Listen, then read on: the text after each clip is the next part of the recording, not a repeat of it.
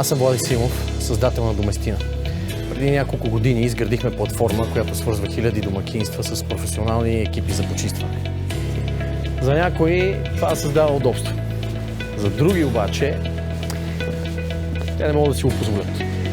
Преди няколко дни ми се обади Красимира, моя приятелка, и ми каза: Влади, имаме нов офис, не може да се справим с почистването и имаме нужда от помощ. Помагай. Тук съм да разбера как мога да помогна.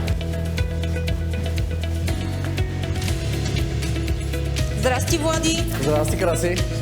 Ето сега ти отварям. Да. Давай. Много тежка врата. Много. Радвам се да те видя. Здравей. Благодаря ти, че се отзова.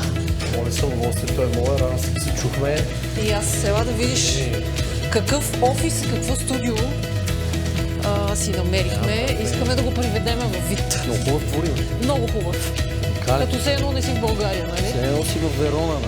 Да, наистина. Страхотен е. Добре, айде да ми разкажеш. Краси, благодаря, че ни покани. Това е новото ви студио, в което снимате подкастите на Майко Мила. Да.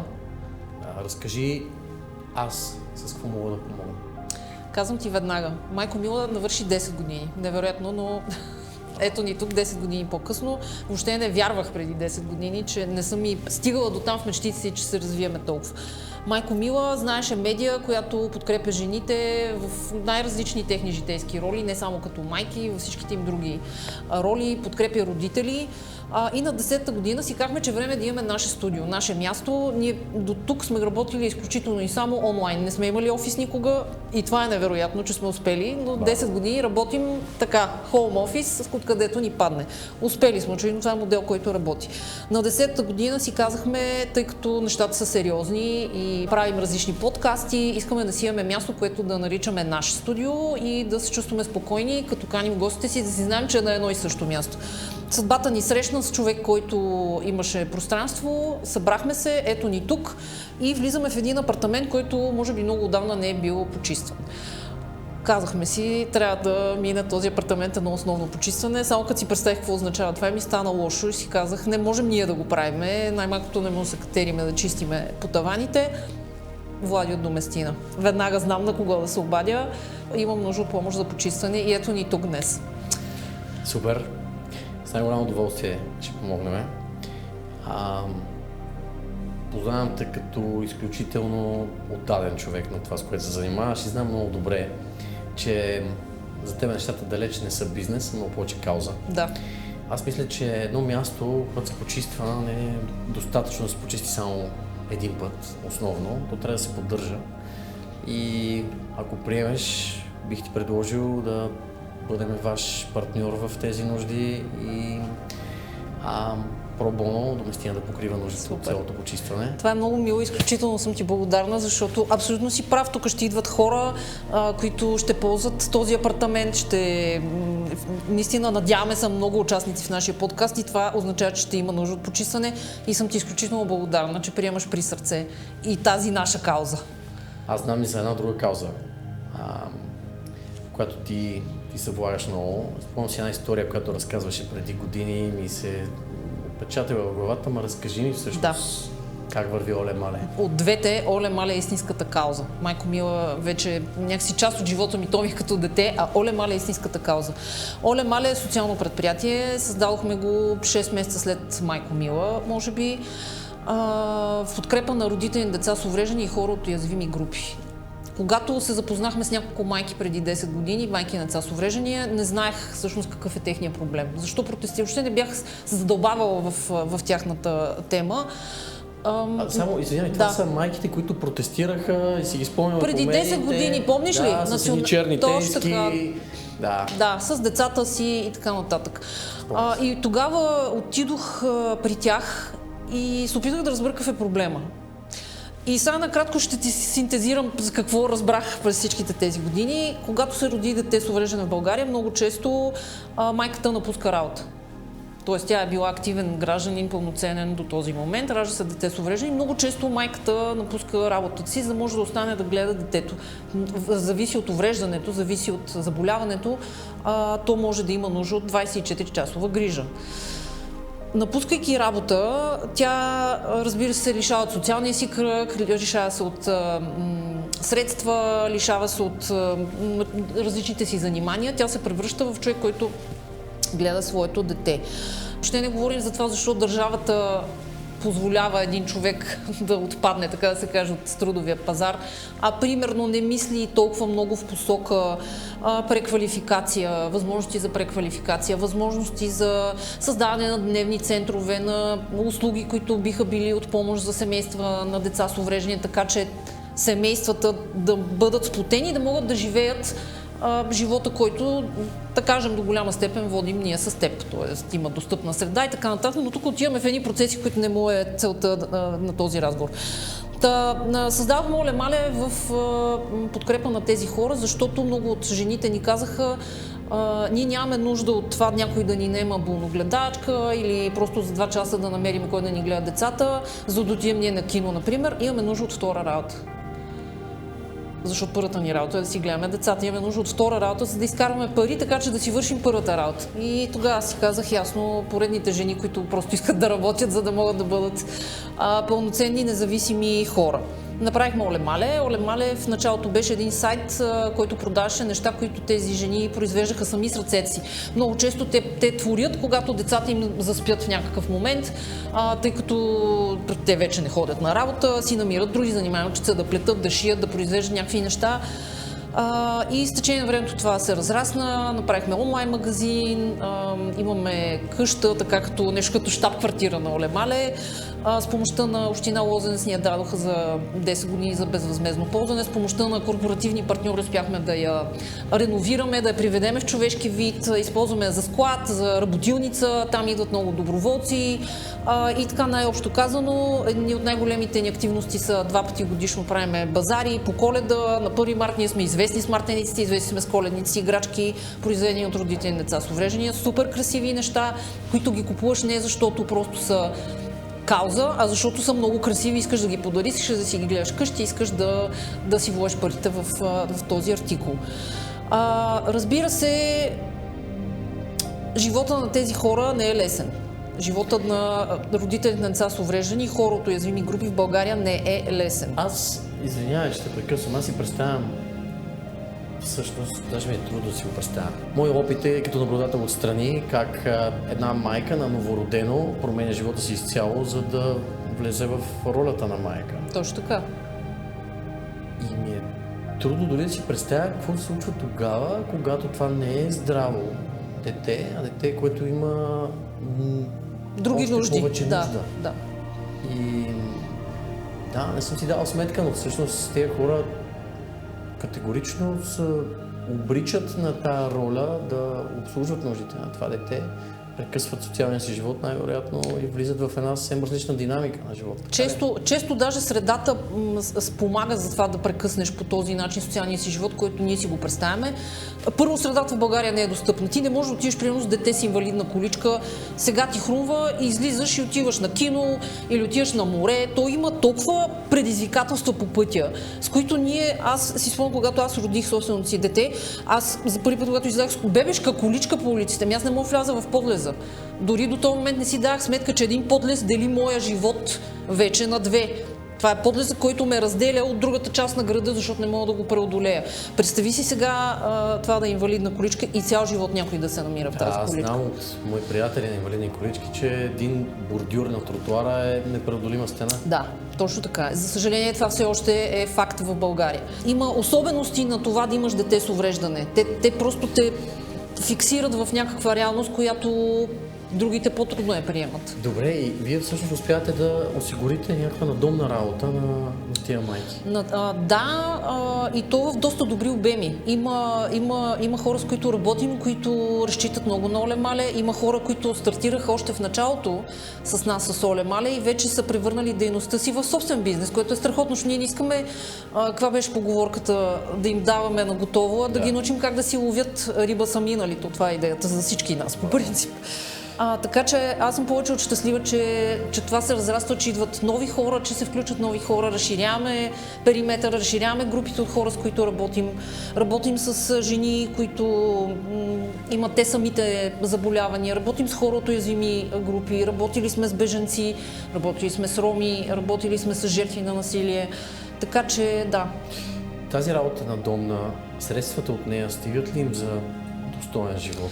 Могат ли да си позволят нормален живот, като нормален означава да се нахранят, да се облекат, да си поддържат жилището, да покрият всички нужди, които има на семейството? Не мога да обобщя за всички. Ние, грубо казано, работим общо с около 70 или 80 човека от цяла България, може и малко повече. Мога съвсем откровено да кажа, че има хора, които благодарение на Оле Мале успяха да си стъпят на краката, успяха да изградят свой дом. Имаме жени, които се престрашиха, бих казала, решиха, имат второ дете след това. Тоест, бих казала, че се чувстват много по-спокойни и разчитат на Оле Мале. Не знам дали това е основният им доход, но е голяма част от заниманията им. Ти кажа, че освен деца с увреждания, всъщност има и майки с Случва се, да. Живота, как каза преди малко, не е простил на никого. Да. Истината е, че живота по различен начин не е простил на никого. Да. Добре, Красия, как една майка, дори здрава майка на дете с увреждане, как се справя тя с поддръжката и почистването на домакинството? Това, нали, интересува мене от професионалния поглед. Ще ти кажа, много често въобще не им е лесно, естествено. Случвало се през годините, понеже сме участвали в няколко социални състезания, в промяната. Случвало се медии да идват и казват, искаме да снимаме майка на дете с увреждане, искаме в къщи да я снимаме, ако може, да отидем да видим как живее. И много често хората отказват, не искат. Просто притесняват се да показват домовете си. Аз ги разбирам. Нали, се сещаш първо в каква среда живеем, с какво си натоварен ти като отговорност. Трябва да изкараш пари, трябва да си гледаш детето, отговаряш за неговото здраве денонощно. И последното, което вероятно ти оставя в списъка от неща е дома ти да изглежда предполагам, като от реклами. Нали? Знаеш, ти самия, аз самата, като съм уморена, като съм болна, последната ми грижа е точно колко е изчистено вкъщи. Няма да съм жената, която е взела медал за най-чист гранитогрес в коридора, със сигурност. Така че на въпроса ти вероятно не е лесно.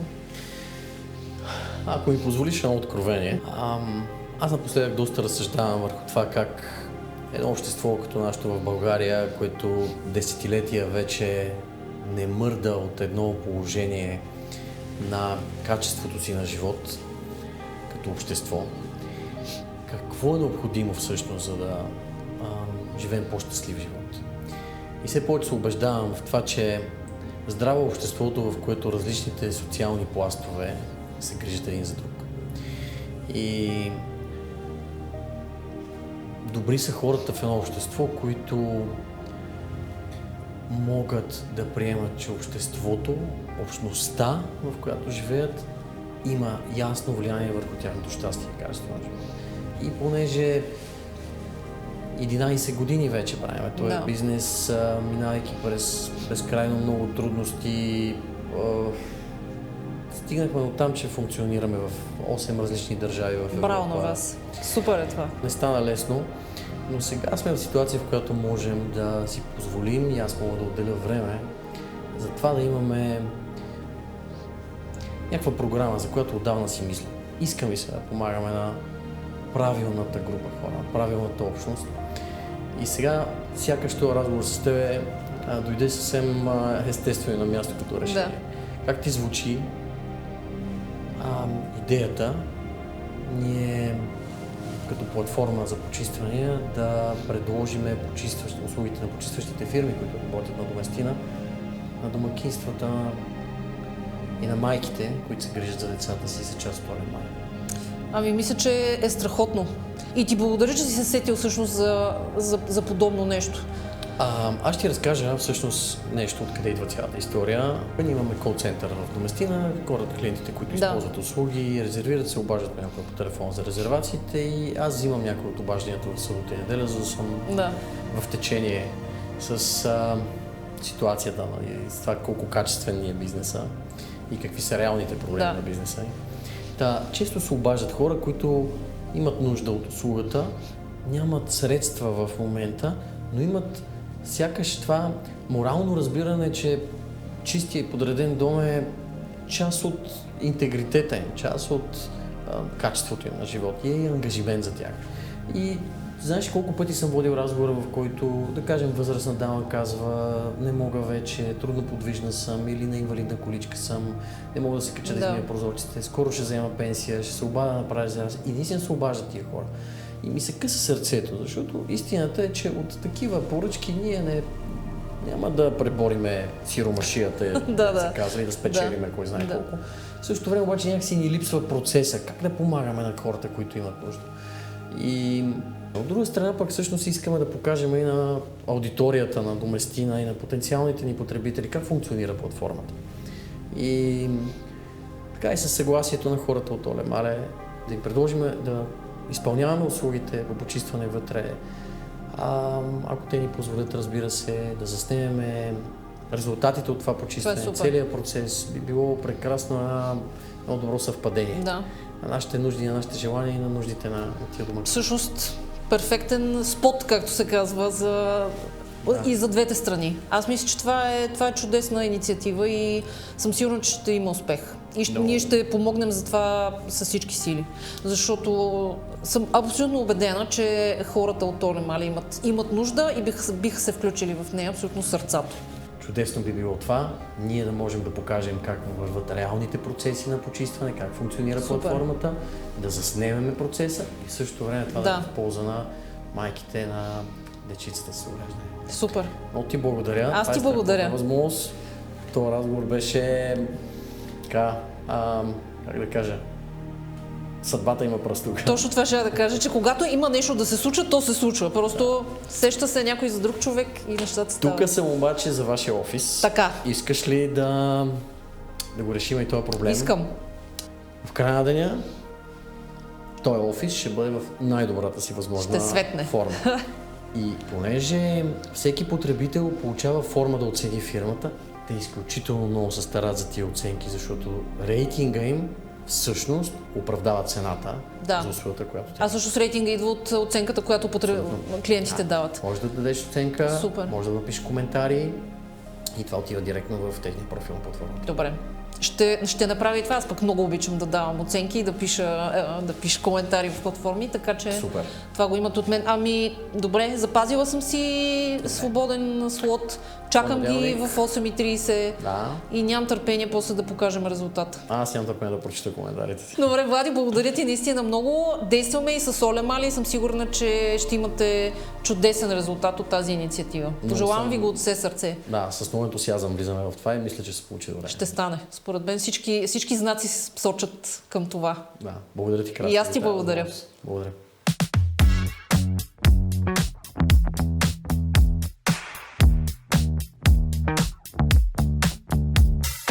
Номер 160 е по-нагоре малко.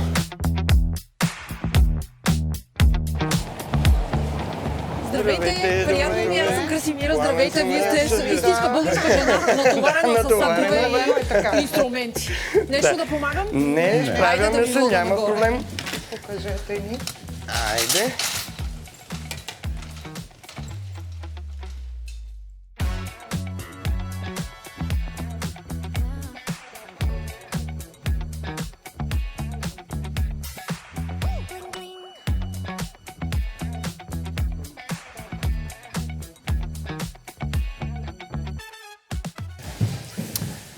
Това е първата ни стая. Тук ще бъде нашето студио. Студиото на Майко Мила, в което ще снимаме всички наши подкасти, видеопроекти.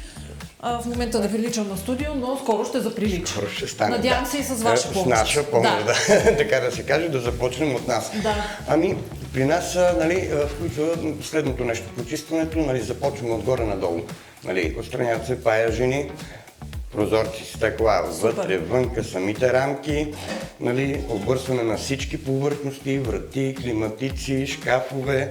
Там, където е празно, се почиства и вътре. Супер, добре. Където е пълно, не пипаме, така да се каже. И вече подова настилка.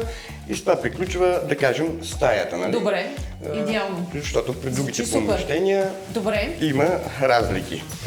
Така, това е другата стая, която ни е нещо като офис, както виждате, претрупана, с вещи. Тук да. ще правим каквото условията позволяват да бъде направено. Значи, по принцип позволява всичко. Значи, ние подместваме малки мебели, всичко Добре. се подмества, нали?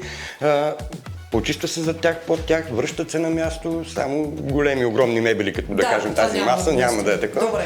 Нали, и по същия начин, пак всички такива дребни, осветителни тава, така Чудесно. нататък. Добре. нали, Супер. да си почистваме. Хайде да гледаме, защото голям апартамент има много стаи. Добре. Добре, хайде, заповядайте в третата стая. Единствено цвете, което съм успяла да отгледам, е това изкуствено цвете. Сигурна работа. Сигурна работа, да. Отново претрупана стая, книги, библиотеки, Да. Тук, пак каквото да. условията позволят. Има един климатик, който може да бъде почистен.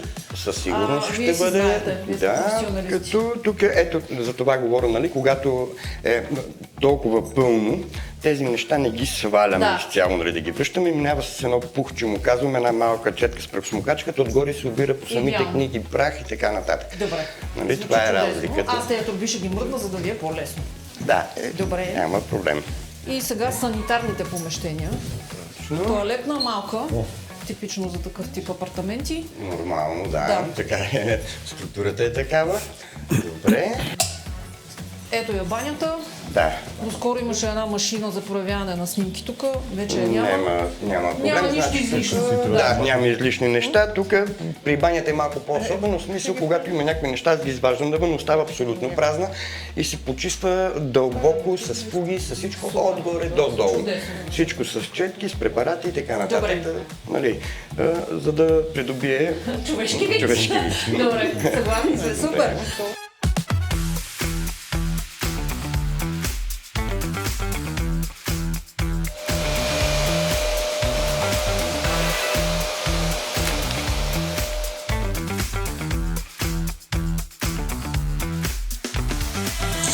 В ежедневието си рядко се замисляме какво означава един чист дом. Приемаме го за даденост. Прибираме се вечер, оставяме ключовете, приготвяме вечеря, сядаме на дивана. Домът просто е там.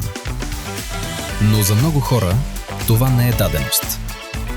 И не защото не искат, а защото животът понякога подрежда приоритетите по различен начин.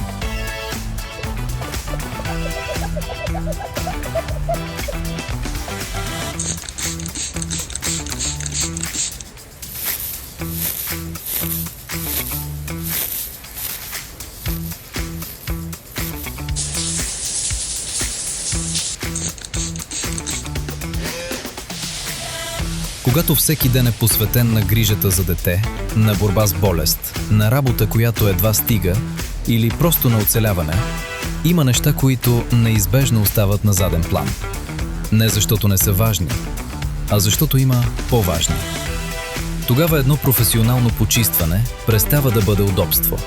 То се превръща във време, в облегчение. Възможност поне за ден човек да не мисли за още една задача, която трябва да свърши.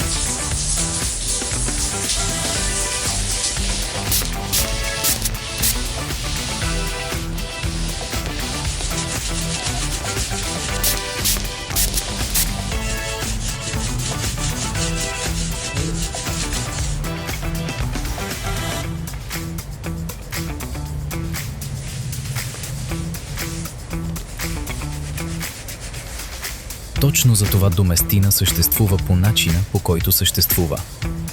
Не като фирма за почистване, а като платформа, която свързва хората с професионални екипи, способни да вършат тази работа качествено и отговорно. Зад всяка направена резервация стои различен изпълнител, различни хора, различни компании, обединени от една проста идея – добре свършената работа има значение.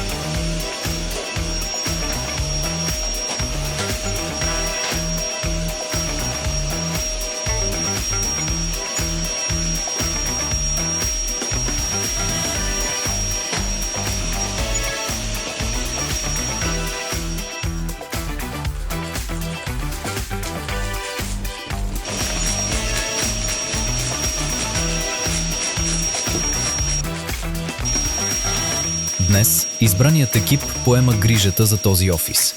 След няколко часа, тук всичко ще изглежда различно. Но най-важното не е резултатът, който се вижда.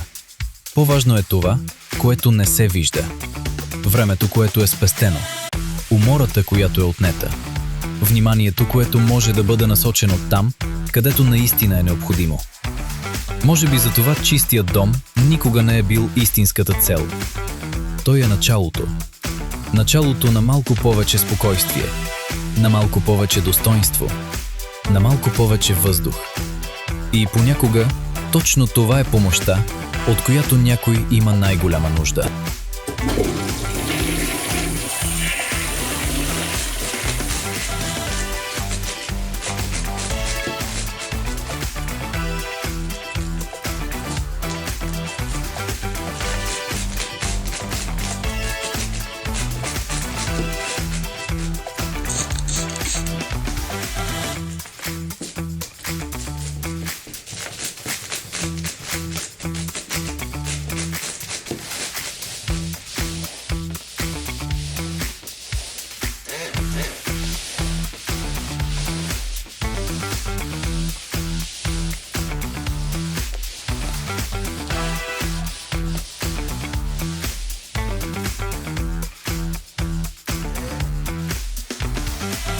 Леле, свети.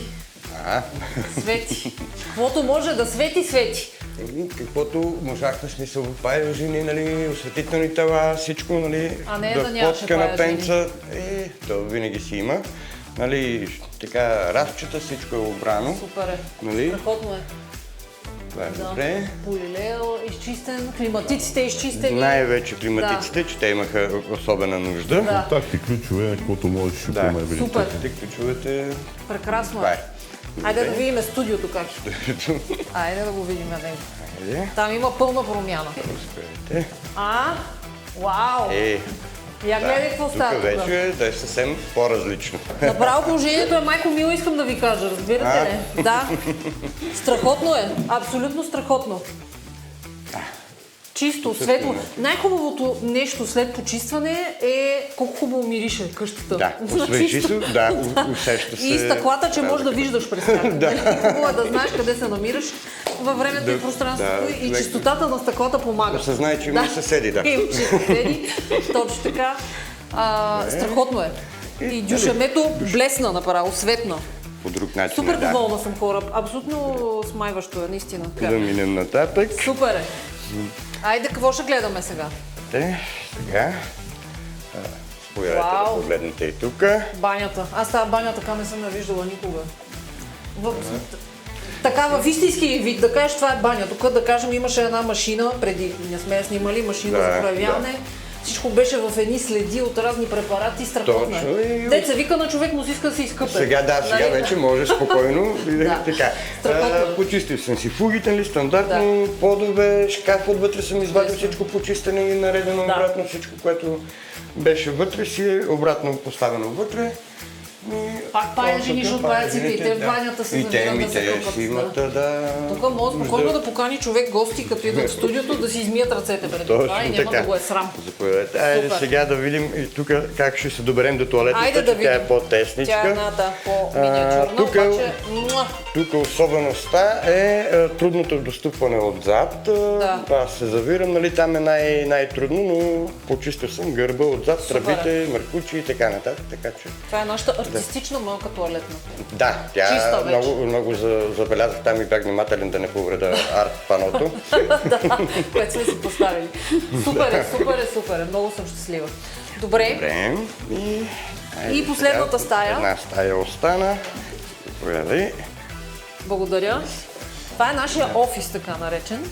Точно така.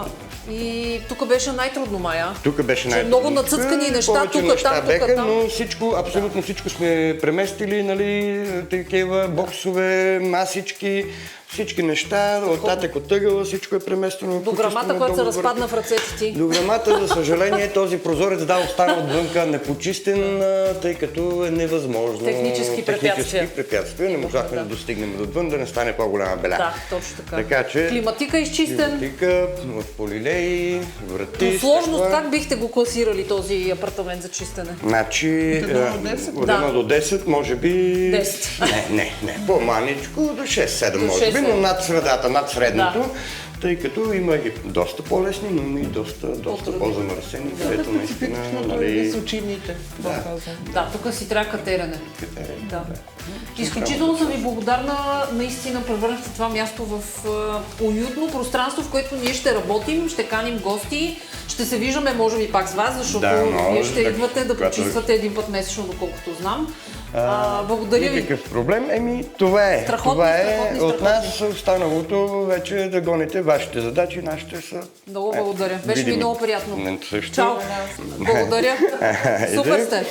Преди няколко часа това беше просто нов офис, който имаше нужда от почистване. Днес той е готов да посрещне хората, които всеки ден дават надежда и подкрепа на десетки семейства.